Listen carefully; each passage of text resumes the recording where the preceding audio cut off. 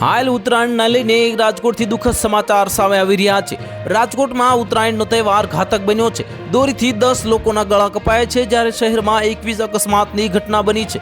શહેરમાં અનેક જગ્યાએ અઘટિત બનાવો બનતા ઇમરજન્સી સેવા માટે 108 એમ્બ્યુલન્સ સતત દોડી રહી છે।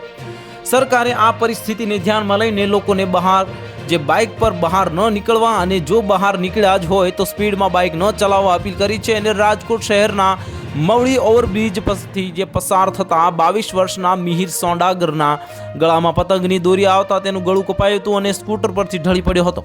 આ ગળામાંથી લોહી વહેતું જોતા લોકોએ તેને હોસ્પિટલમાં ખસેડ્યો હતો। લોહી વધારે પડતું જે વહી જવાને કારણે યુવાનનું ઓપરેશન કરવામાં આવી રહ્યું છે અને યુવાનની હાલત હાલમાં ગંભીર છે અને મકર સંક્રાંતિ આવતા આવી ઘટનાઓમાં વધારો થઈ રહ્યો છે। પણ આ કિસ્સામાં જે ગંભીર બાબત એ છે કે યુવાનનું લોહી વહી રહ્યું હતું।